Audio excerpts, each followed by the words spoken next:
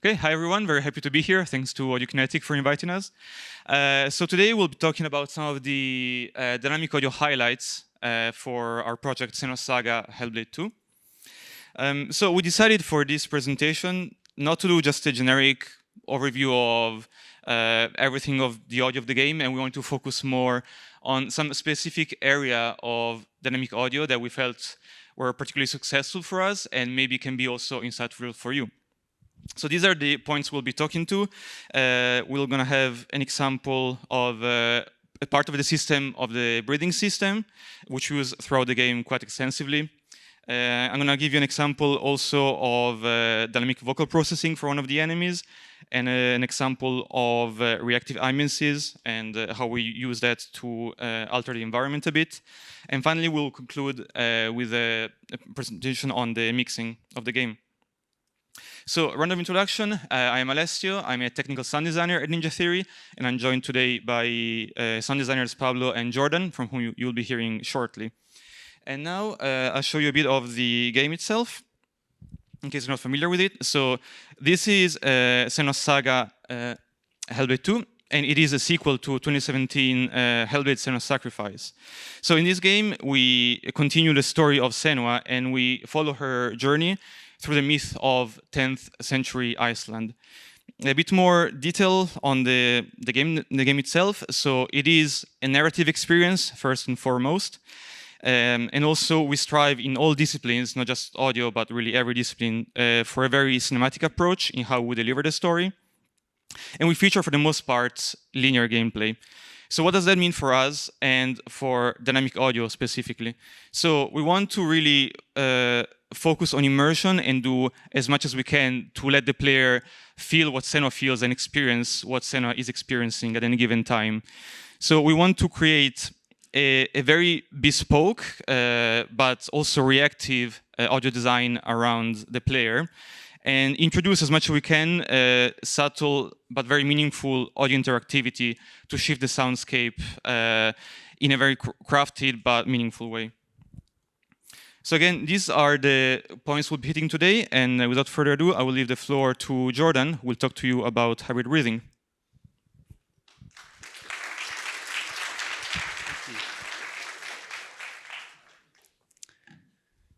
Hello. So, hybrid breathing. So I'm going to talk to you about a fairly specific implementation of VO and breathing we had on Saga. It came about because of a challenge that we faced mid-production. This was basically how we chose to tackle it, the solutions that we looked at, and basically the process of like how we actually implemented it. So, during development, the designers took the decision to implement a new way of handling cinematic traversal in our game, which basically blends cinematics and gameplay together. We call them gameplay sequences, so things that mainly encompass like cliffs climbs, shimmies, crawl sequences, etc. But unlike a true cinematic, a player can basically complete these at their leisure. So we had to consider what options we had for making the VO work smoothly. Usually we rely on our amazing actors to carry the weight of the scene, but because things are not so linear, i.e. the player can just stop and idle whenever they want, we had to think of a way to approach this from audio. So how do we make this sound good? Because even the exertion of a simple climb can actually convey a lot about the character's current mood, their current level of exhaustion, their mental state. We don't actually have a HUD in this game, so this sort of thing is really important for us to convey via audio, and breathing and performance is a really good way of doing this.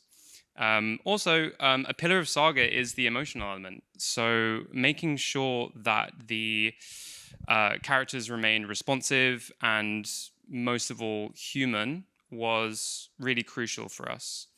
And finally, how do we make it as good as a linear cinematic? Because by this point in the game, this happened mid-production, so we've already set quite a high bar for ourselves in cinematics. And how do we do this efficiently and self-sufficiently? So we had a few different approaches that we looked at.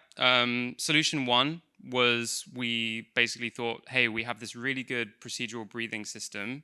We've already used this for most of the projects already, and we know it really works well. It's a super robust system. All the kind of like groundwork has already been laid for it, and it works well. So we have a few different ways that we would implement this procedural breathing system. You can see here it is broken down into contexts and intensities. So a context would be something like exhaustion or sadness or horror, stealth, things like this. And intensity, we could basically just dial that up or down based on the situation. So the idea is, the outcome is, it feels like a human person reacting to what's happening around them. So we could basically drive that intensity through a few different parameters. But the great thing about the way that we set up the system in Wwise is that we could drive very, very specific behaviors if we needed to. So for example, there's a stealth section in the game where Senua, our main character's breathing gets more intense if she strays from a light source, and she calms down a bit if she gets into the light. And with this setup, we can really dial that in. So I'm going to show you an example of that now. That's all you've got. Let's guide you. Don't lose them. Don't lose them. Girls, I can't see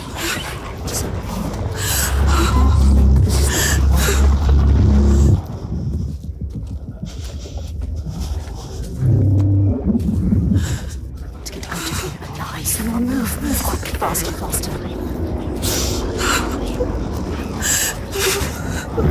The dead ones will come for you. No one will find you down here. Those creatures, you can hear them everywhere. They're still closing in on you. Just keep walking to the bottom.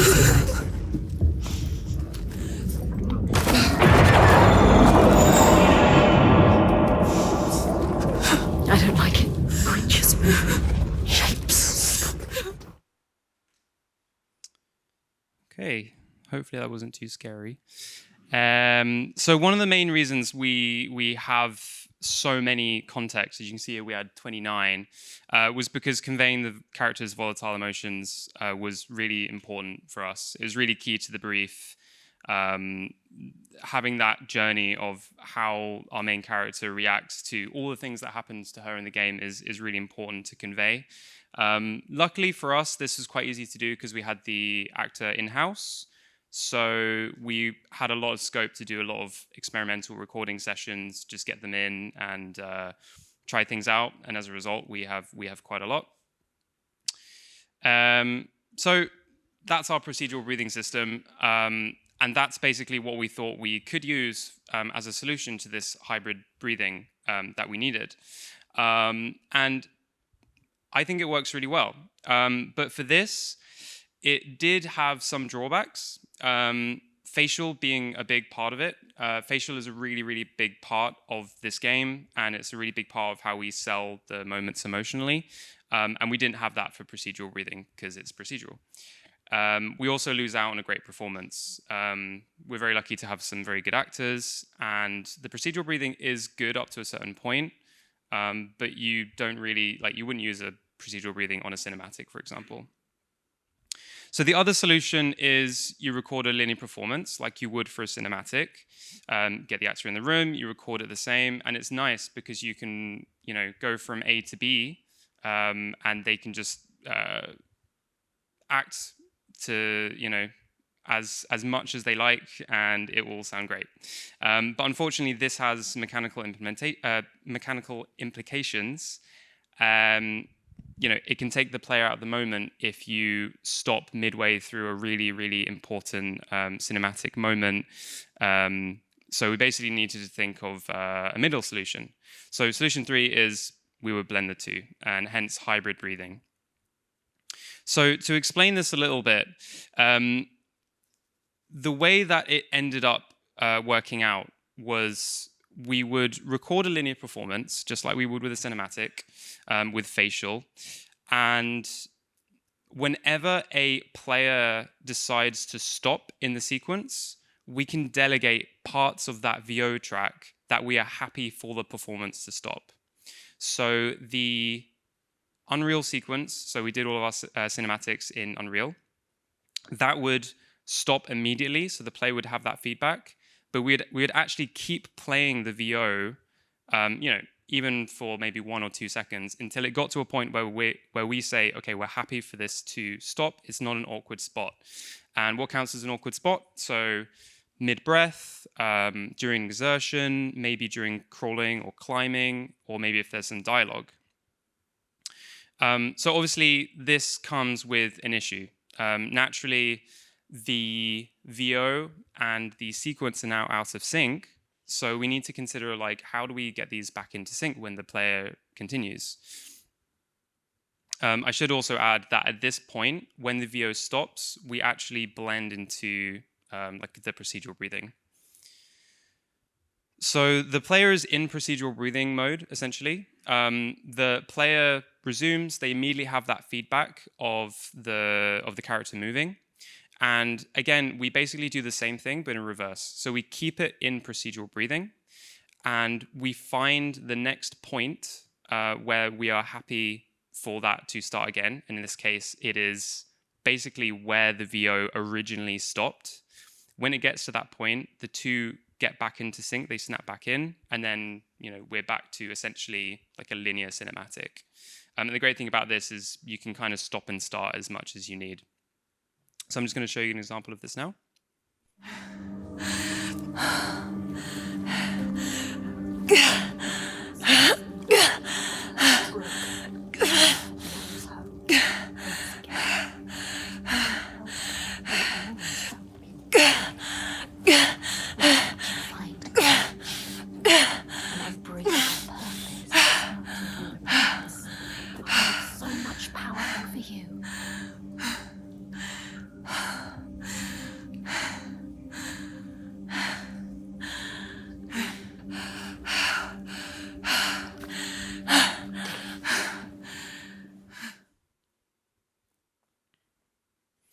So we feel like this is quite a seamless approach.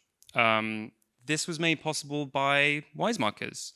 So basically, they allowed us to nominate spots in the performance where we are happy for it to stop.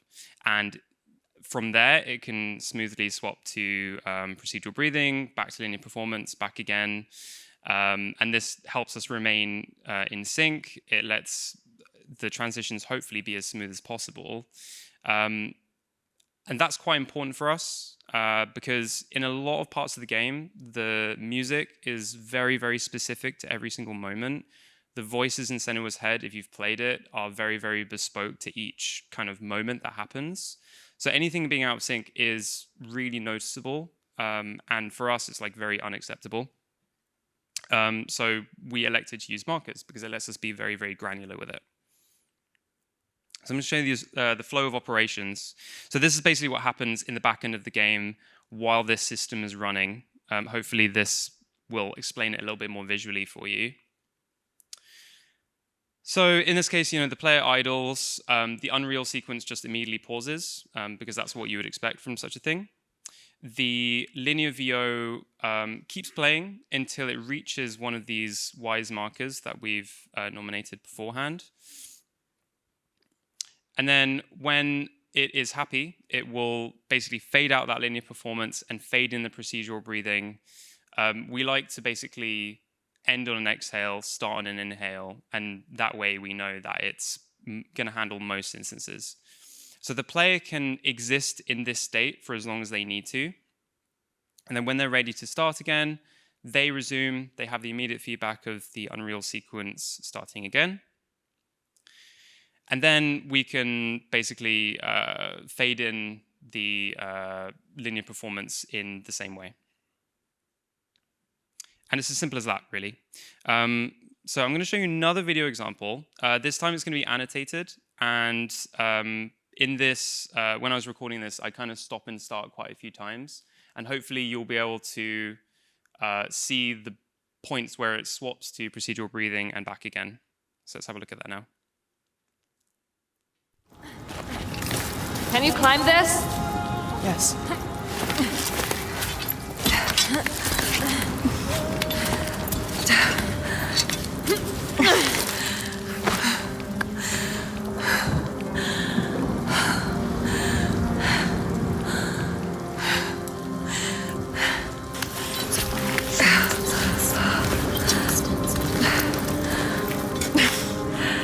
She loves this place. It's the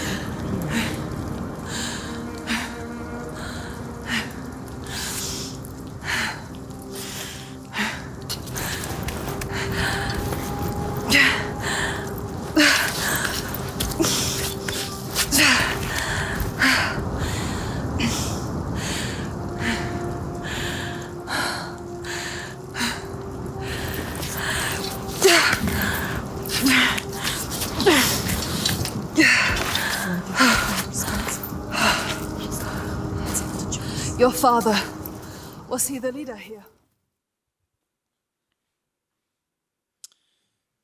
Okay.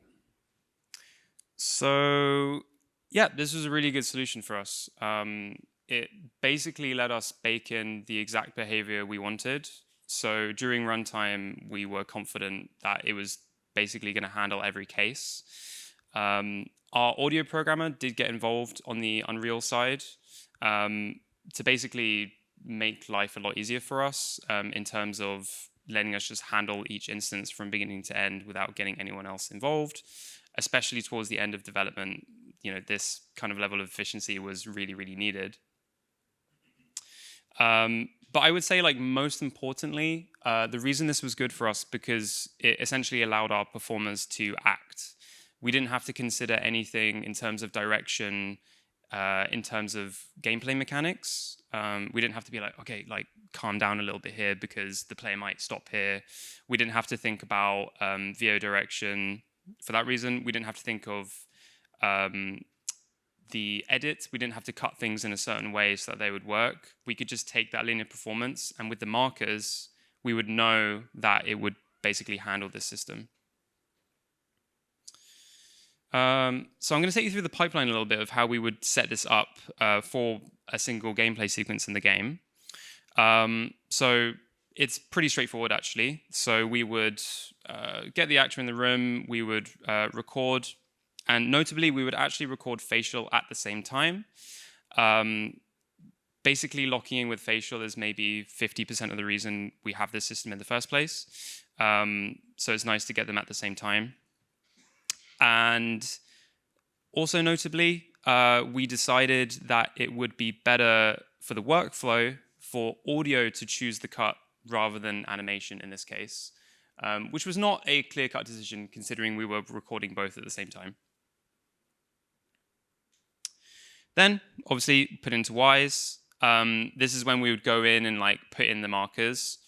And generally, we would add these after exhales, although each gameplay sequence was unique. So you would kind of just have to tweak a bit, play it, see what the kind of natural resting points would be, and maybe you'd have to take some out, put some in, move them around. Then you put it into Wwise. This is an Unreal sequence. Sorry. Then you put it into Unreal. This is an Unreal sequence, if you're not familiar. You would put the track in. And then at this point, I mentioned before that our audio programmer would basically make this bespoke tool for us, which allowed us to translate those markers from Wwise directly to the Unreal sequence. And this was just great for memory considerations so that we weren't relying on callbacks at runtime. So you can see here, this is the markers actually translated to the sequence. So you can see them here visually. And that's basically it. However, at this point, you would play the game, you would see how it sounds, you would try to like stop as many times as you could during the sequence and tweak it to taste. Also notably, in a lot of instances, in a few instances, we had to make a custom breathing context. To some of the sequences, that we had were very, very specific, and even the 29 procedural breathing contexts weren't going to cut it. So sometimes we would have to make a custom context for this. For the most part, you could just take the linear performance, or at least takes of that original performance, and cut a procedural breathing from it, and then that would just make it sound super, super seamless. In the end, we actually had 4 breathing contexts that were designed just for these gameplay sequences. Sometimes you would need to go into a specific marker and adjust the fade times. So this is a really nice tool that our audio programmer made for us on the Unreal side. And this basically just meant, like, if there was a specific part where the breathing was just not quite right, we could go in and say, actually, we want to fade slightly quicker or slightly less quick, or like not at all. So I've got one more video here. Basically, in this one, I've got a picture of the, or a video of the Unreal timeline and the Wwise timeline. And you can see where one pauses and the other keeps going, and how they snap back into sync, hopefully. This one's a little bit scary as well, so just warning there.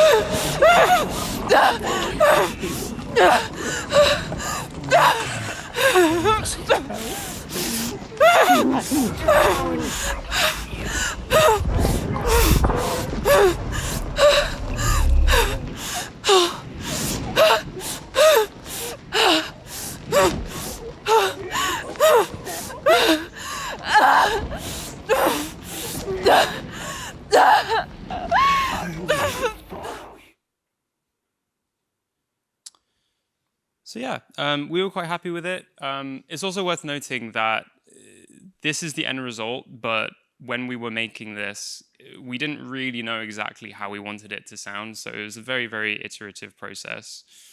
But in any case, it's finished now, the game's out, and I think it's good to have a bit of reflection about this now we've had some time. And I just want to have some post-mortem thoughts, essentially. So in this specific case, when we started developing this feature, we took the decision to read markers from the work unit in Wwise directly, which meant we would put the markers in via Wwise. So it was fine for the most part, because you put the markers in and then you play it and it's fine. In a few cases, if they rewrote the scene, or if we needed to use a different take, or the scene got trimmed a little bit, this proved to be a little bit of a nuisance, because essentially we would have to put in a new file and redo those markers. However, Wwise can now read the marker info from the audio file directly. So if we were to do this in the future, I would probably add those markers in the DAW, or the DAW, so that if we needed to re-edit or whatever, we'd have those already. Additionally, this worked really well for our 8-9 hour game. But if you have a big 50-hour open world game, this is probably not going to be a very good solution for you, because it's quite a big time sink to do this. It's only good if you have the kind of game where you want to sort of go in and handcraft each moment specifically. But overall, we're very happy. As I said before, this was a solution that came in mid-production, and we needed a fast, efficient way to basically do this and get the game out the door. So I'm quite happy with how it turned out. Cool. So now I'm going to pass to Alessio, who's going to talk to you about vocal processing.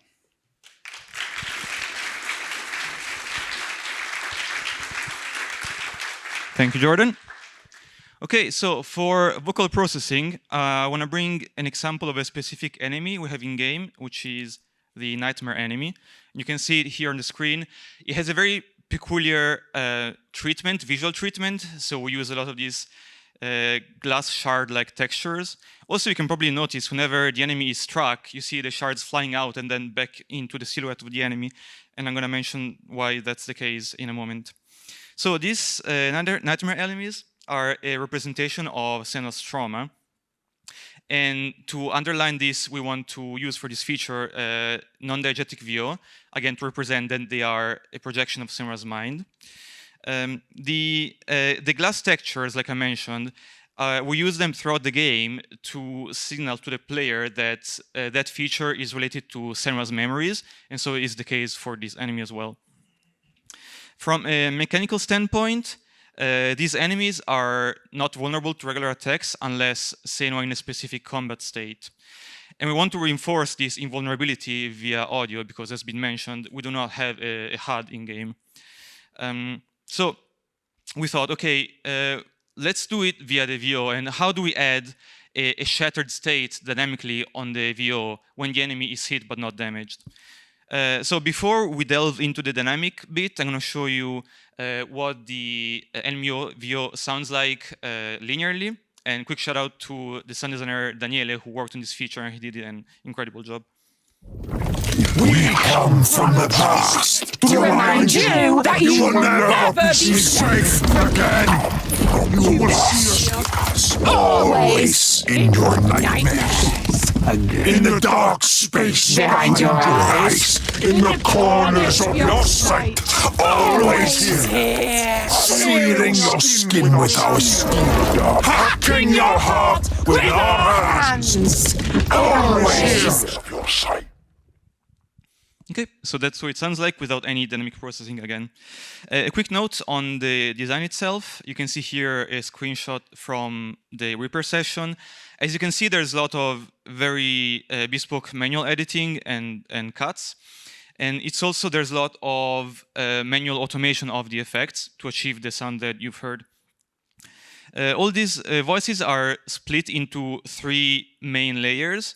One is a 3D layer that we still place on the enemy for a bit of positionality information, but the main one is the binaural layer that plays 2D, so non-diegetically.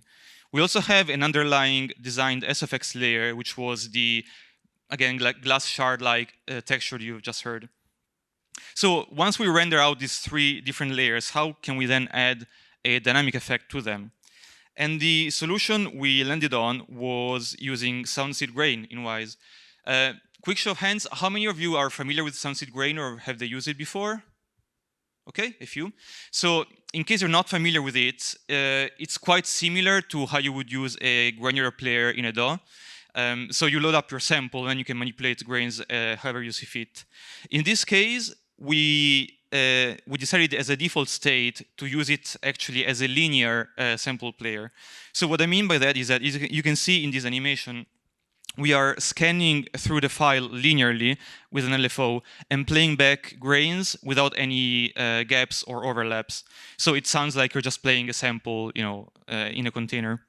And we do this process for each of the layers. So we do it for the binaural, the 3D, and also the designed layer. So then, once we have this as a default state without any artificial granularity sounds, we then add nonlinearity by using RTPCs. So we drive a few different parameters, but you can see here highlighted, whenever the RTPC that we use to modulate it goes up to 1, we freeze the playback position in a specific spot of the file, and then we introduce things that sound more like you would expect from a granular player. So we increase the grain overlap and the frequency of the grains triggering. We also start randomizing pitch, and we change the chance of the play speed to also be negative, so we add grain reversal to the sound occasionally. A bit more in detail, these are all the parameters that we modulate via RTPC, which is quite a few. So as I said, we stop the LFO that scans through the file, so we stop that the rate of the LFO when the RTPC is on. We also increase the duration multiplier of the grains, and the time between emission is reduced to have more overlap. We increase the randomness of the pitch and speed modulation. And then finally, we also add some post effects to tie all the layers together. So we use a stereo delay and an algorithmic reverb, which are fairly simple but quite effective to just bring everything in a cohesive way. Then for the actual implementation in the engine side, we trigger this in Unreal using an event. So the RTPC change is set within the event, and this allows us to have a very fine-tuned control over the time of the effect. For the event, it's triggered in an SFX table in Unreal, and in case you're not familiar with it, it's a simple lookup table. So whenever a hit is detected by the system on the enemy, it checks for the kind of hit it is. So in this case, whenever there is a hit that does not do any damage, we know that we need to apply the effect, and then we fire the event with the RTPC change. In the next slide, I'm going to show you a video of the system working in-game. Just a quick note on the mix. I've made the view a bit louder in the mix for demonstration purposes. We tear out your heart. We cut off eyes and blood.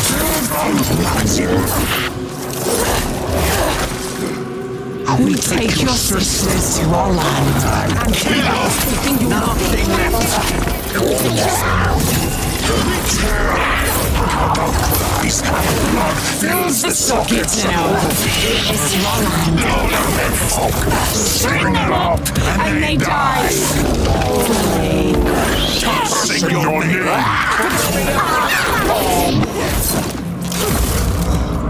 We destroy. Nothing left. And you will drown.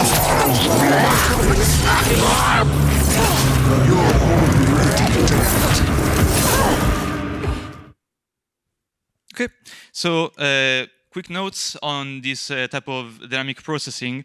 It was a very effective solution. We feel that it turned out pretty well, but it's not a scalable solution once again. Like I mentioned, we have multiple layers, so we had to set up one instance of grain player per layer per line.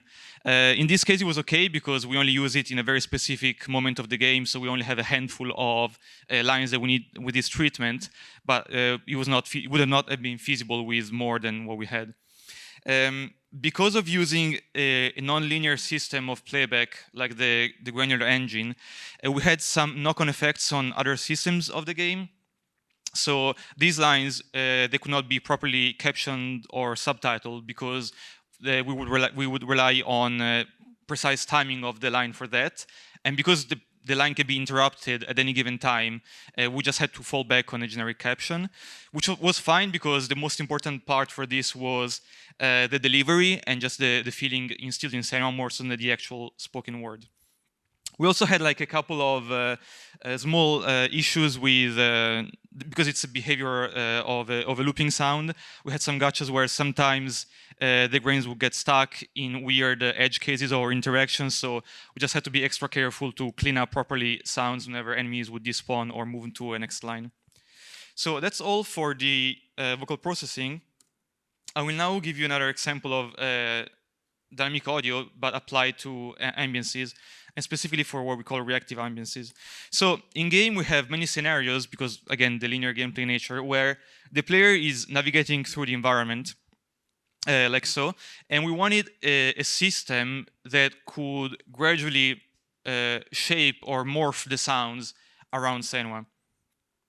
So we wanted this system to be working during linear navigation. Now, even though the player is moving on a fixed distance, there are elements that make the duration variable, so the player can decide to idle in any spot, they can walk or run, or we also have NPC behaviors that can affect the duration of gameplay for that sequence.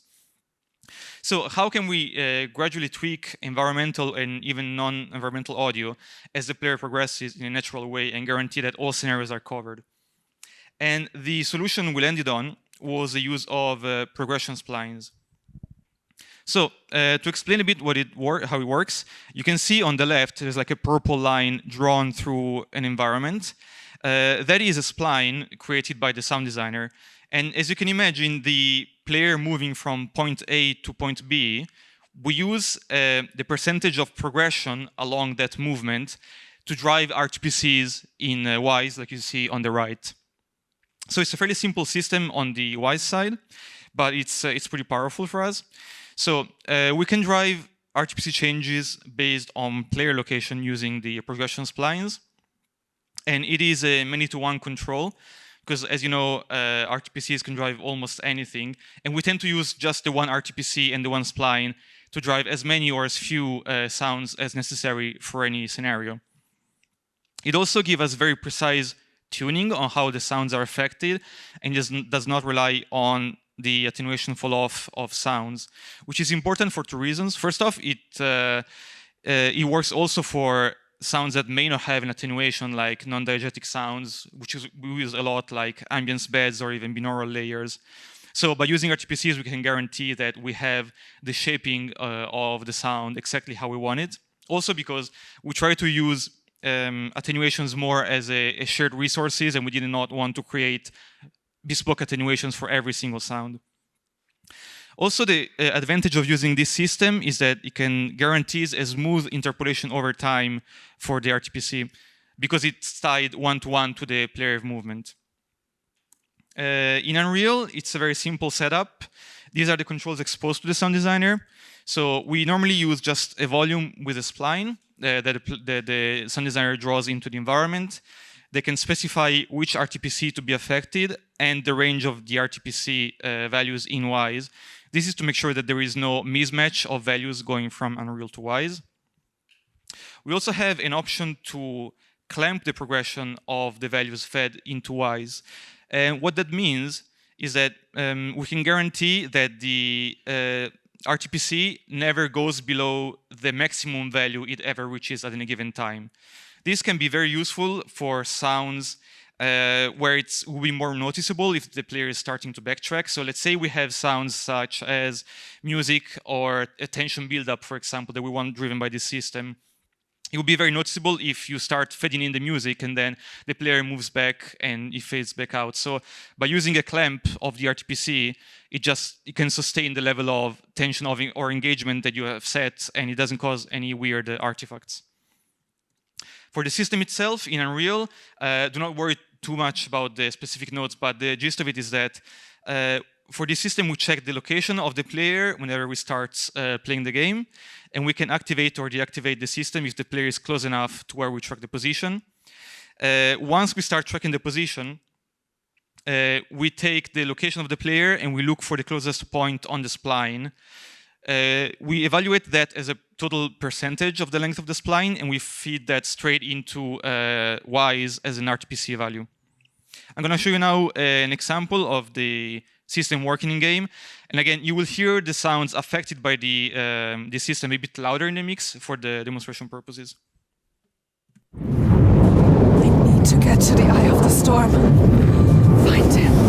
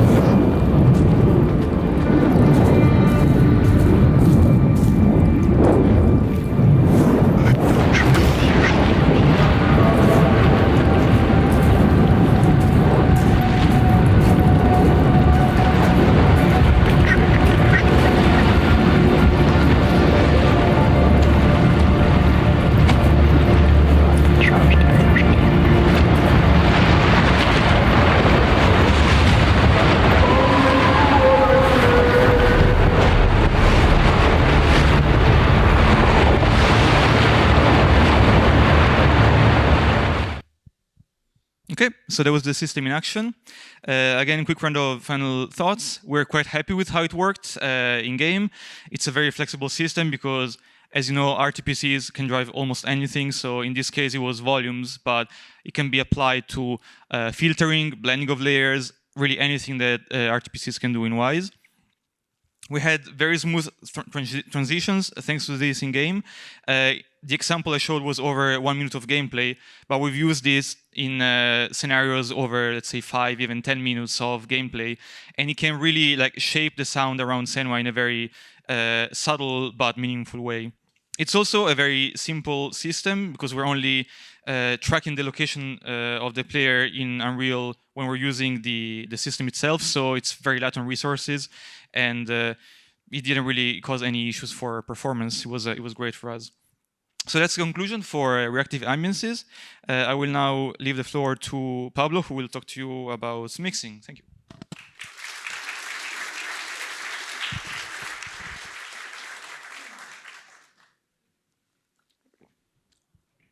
Thank you, Alessio. Sorry. So in this section, I'll be talking about how we achieve certain parts of the mix following our mix vision. And we will go over our mixing pillars, showing a few examples on how we execute and how we ended up executing them. Headphones oriented. Within headphones oriented, we'll be covering a quick overview of the importance of headphones for us. Clarity will look a couple of examples of how dialogue is mixed during walk and talks using RMS reading, and 2 examples of different mixes during combat.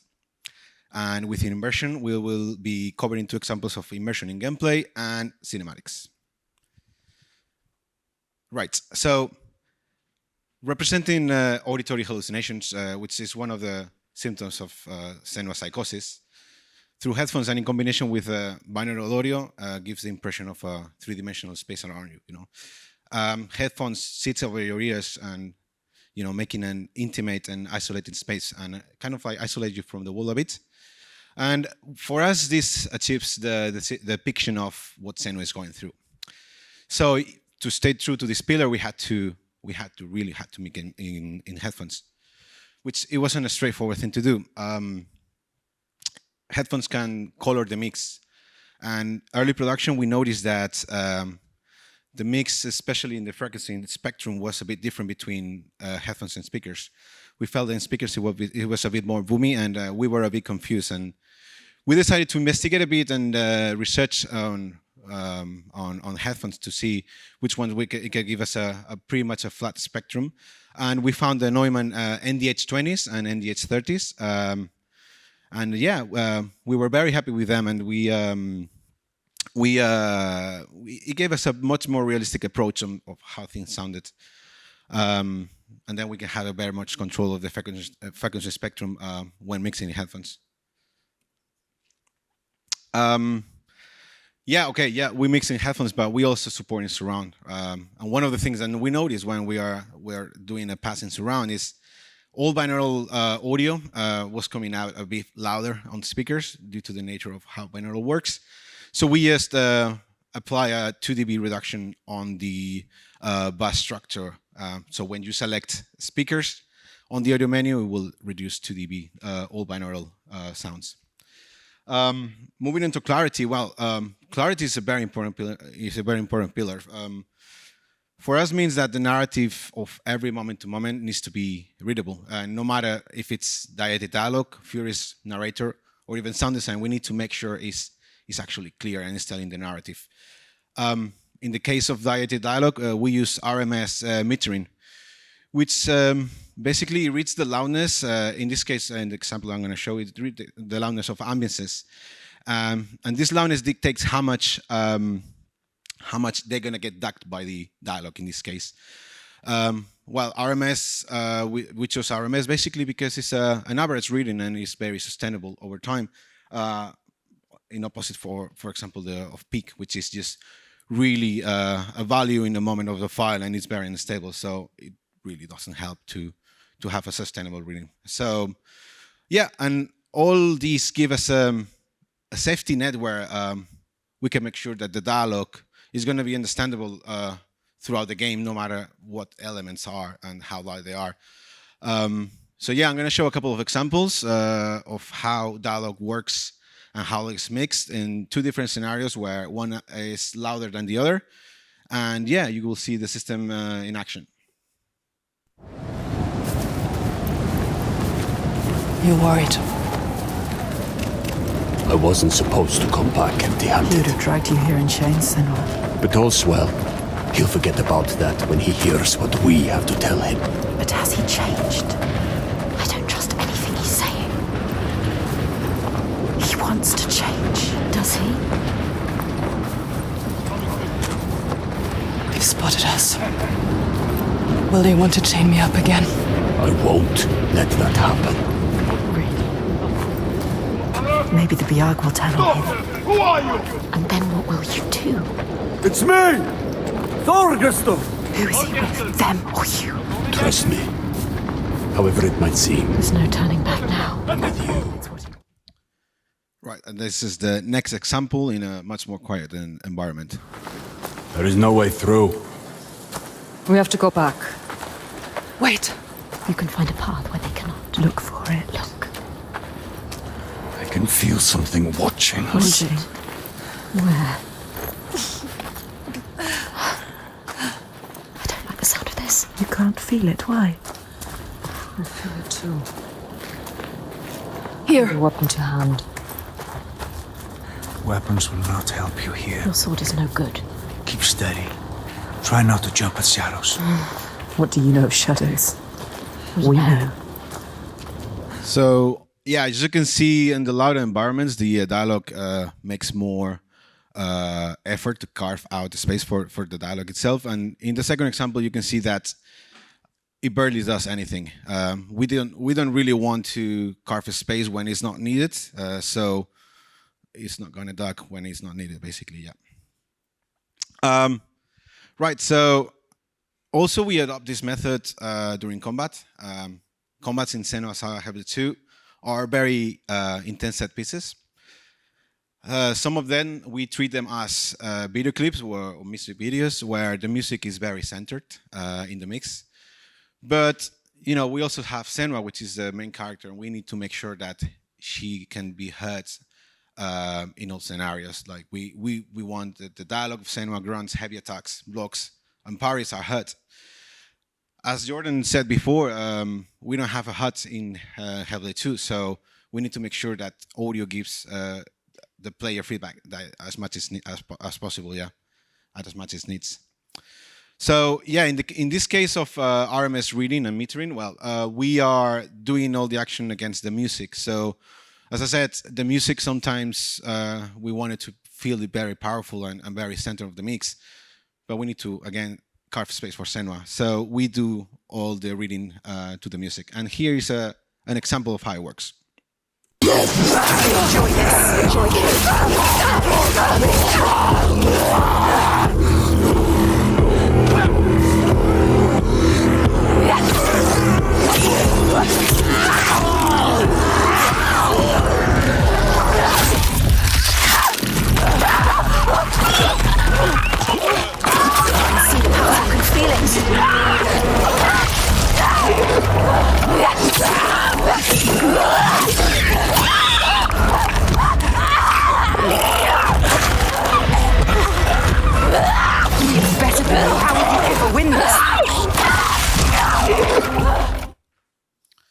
Right. So the other example of mixing in combat is a completely different approach, actually. So to give you a bit of context, I'm going to talk about the last fight of the game. So spoilers alert, basically. So the last fight is against the Godi, which is kind of like the father of one of your allies, and you fight against him. Senua, at the beginning, there's two phases. The first one is Senua thinks that this person is a giant and is beyond a human, right? So first phase is very epic fight. You know, sound effects, music, everything is up front. You know, it's very epic overall. Second phase, it has a transition where Senua realizes that this person is nothing else but an old weak man. So we have a few elements, we have a big walla of people around them, just kind of like encourage them to fight. We have the Furies, we have dialogue between Senua and the Goaty, music and so on, So when we were mixing we felt that we were not telling the narrative as we wanted, like that it was very chaotic. So we decided to put the Furies and the music up front and leave everything behind. We put everything else on the background. Which it gave a much more impact to the narrative in this case. And here is example. It's not over yet! It's needed!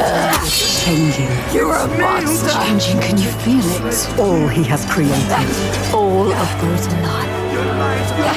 All the shadows. Darkness.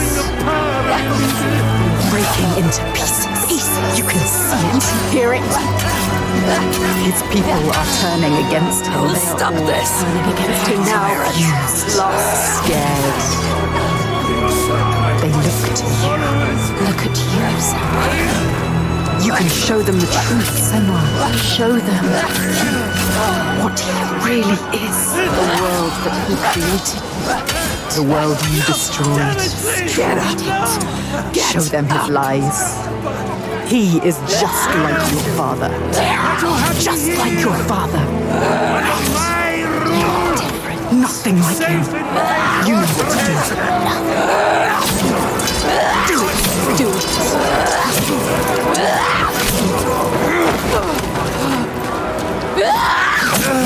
Do you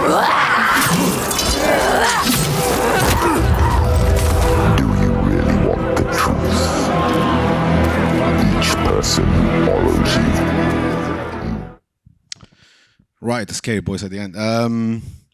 All right, into immersion. So, yeah, Senua Saga Hellblade 2 is a seamless transition game, which means we don't have any loading screen.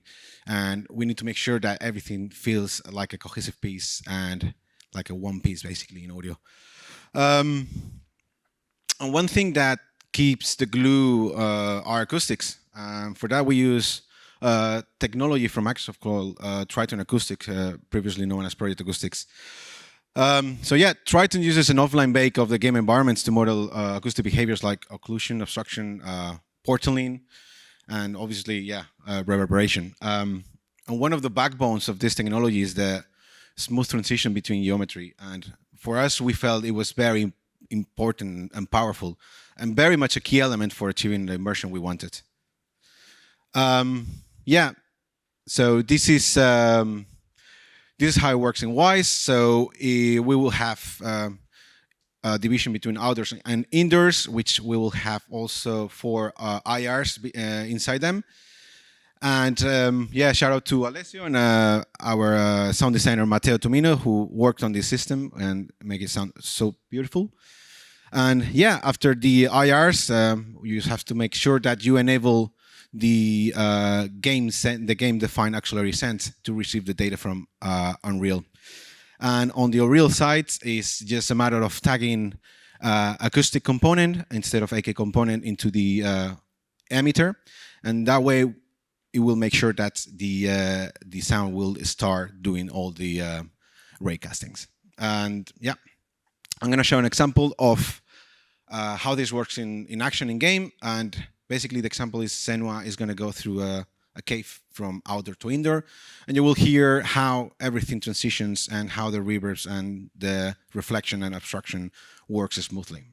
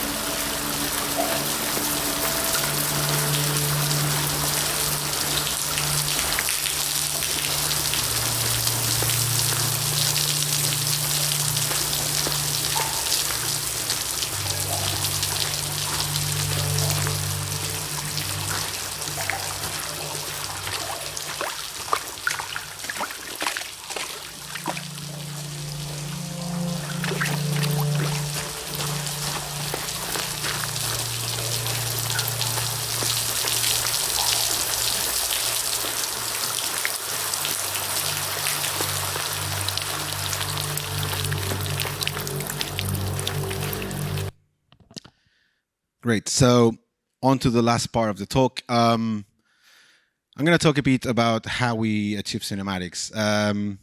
So following the immersion pillar, we needed to make sure that transitions between gameplay and cinematics, they also are cohesive and feel like one piece, basically, for the purpose of serving the narrative.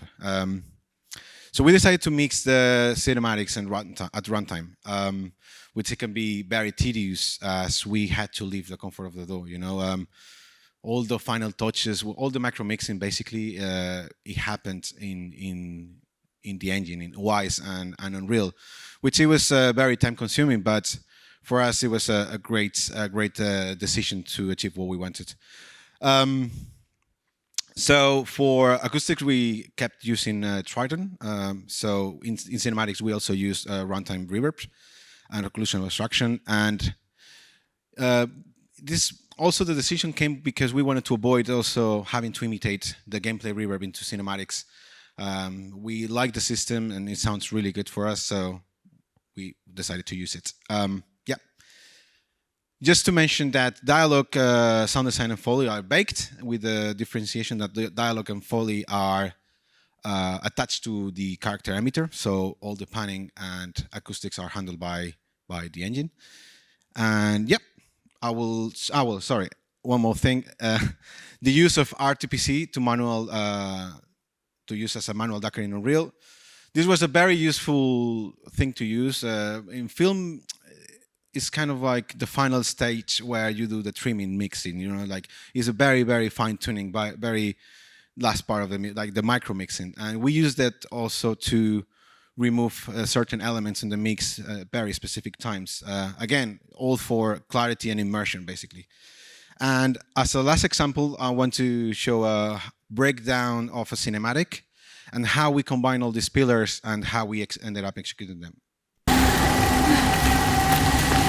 Look, there it is. This is only the beginning. Climb, Senua. You need to climb again. She will fall if she does. She will die if she does. Climb, Senua. Climb. Climb. She's hurt. So tired. She's going to fall. No. Careful, Senua. Careful. You have to be.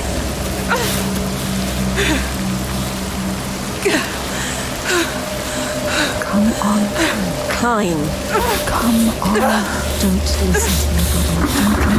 Don't listen to your mind. Coward. Why have we come here? Stupid. Come on. Climb. She's too exhausted. Too exhausted. It's too much. Don't look down. Don't let the fear get to you. Listen. Stand. He's too scared.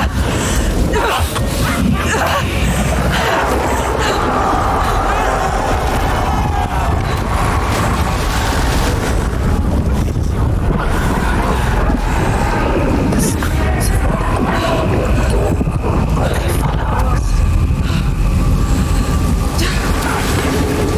Everywhere, they won't let us forget.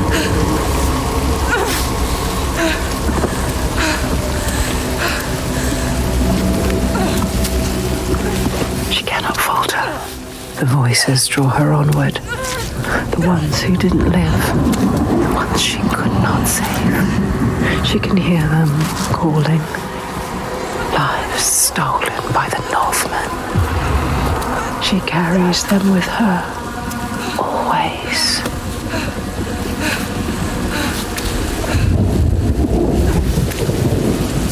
She is afraid, exhausted, scared.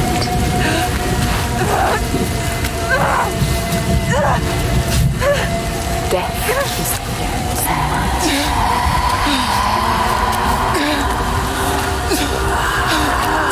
tired to carry on.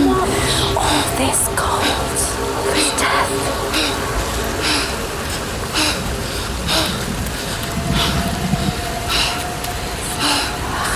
Stupid plan. Why did we come here? Stupid. Ready. You're too weak. Ready. You should not have come here, child.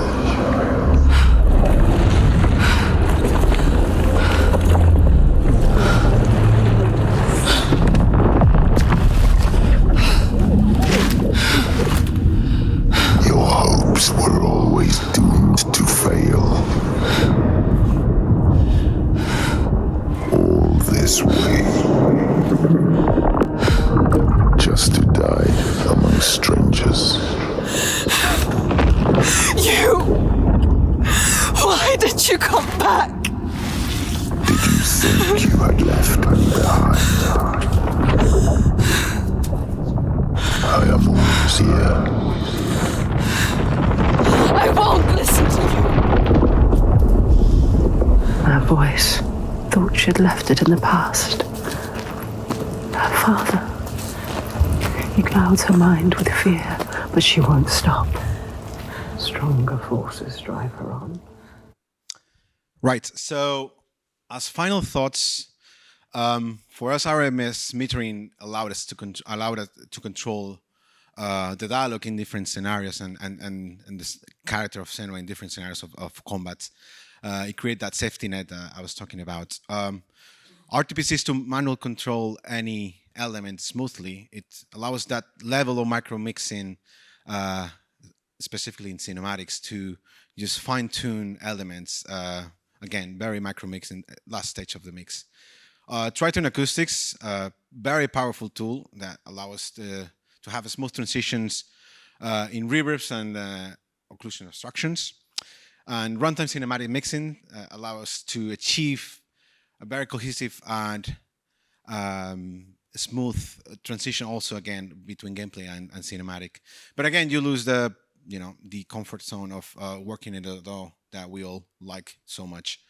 And yeah, thank you very much. This was our talk.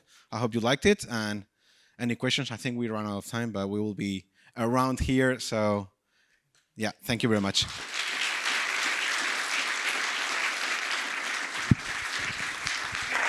Wow. Wow. I actually feel emotional. That was so inspiring.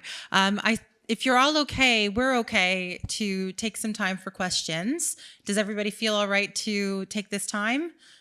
Because I'm sure you have questions. Do you want to come up? Does anybody have questions for the team? Okay. My best. I'm sorry for your head. Hello.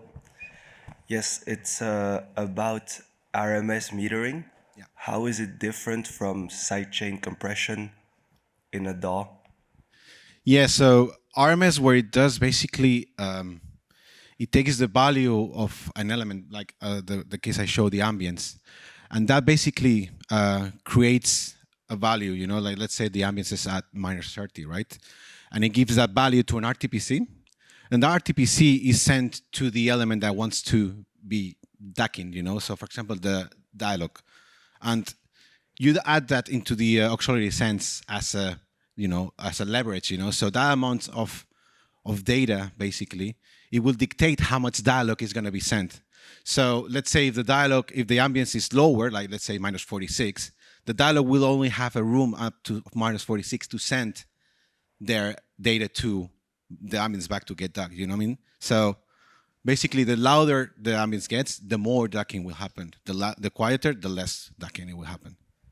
Or not ducking at all, yeah. Thank you. How it, yeah.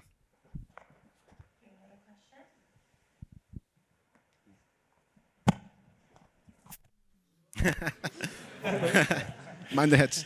Hi, thank you for the talk. I was just curious about, I think at the beginning of the presentation you talked a bit about the music and that it's placed at very specific moments in the game, very, very accurately placed. Could you talk a bit more about how you achieve that? I don't think any one of us is really qualified to talk about the music because that's all in the hands of our audio director and composer, David Garcia. But it is true that it was a very hands-on process, I would say. Yeah. He spent a lot of time just like playing through the game and also composing with while playing the game with the performers also in the room. That happened a lot. So for example, for the vocal performance, oftentimes it would be recorded real time as the game was played. Yeah, especially with the Furies, the Furies are the voices that go with Senua almost all the time. That also we use them for music, and as Alessio was saying, most of the time is this David basically playing the game and then recording and singing at the same time. Yeah. Cool. Thank you. Hi. Thank you for the very interesting talk. Thank you.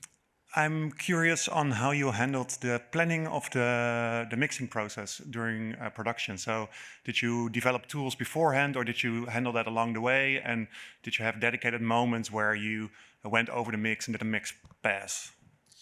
So no. It was Senua's Hellblade II was a very tight production deadline, basically, and we did have some considerations for the mix, but it ended up being in the last, I would say, a month and a half, where we start thinking, okay, now we have to mix this, like beware of how much loudness are your sounds getting in and all that, So it was very much last minute. Yeah.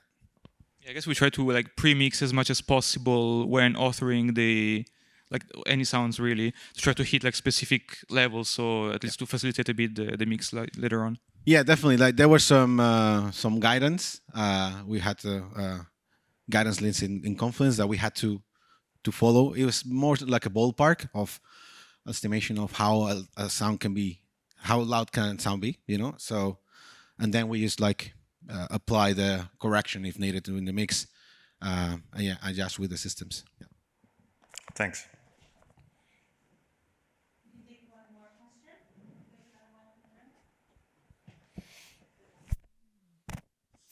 Nice row. First of all, amazing. I'm impressed what y'all did. It's so well done. Thank you. I have a very specific question about the dynamic breathing, of the hybrid breathing. You have this transition between coming from the recorded, from the procedural part back to the, how do you call it again, the recorded part? We just called it like a linear performance. Yeah, linear performance. The breathing, of course, happens in an interval. And at one point you go back to the linear performance.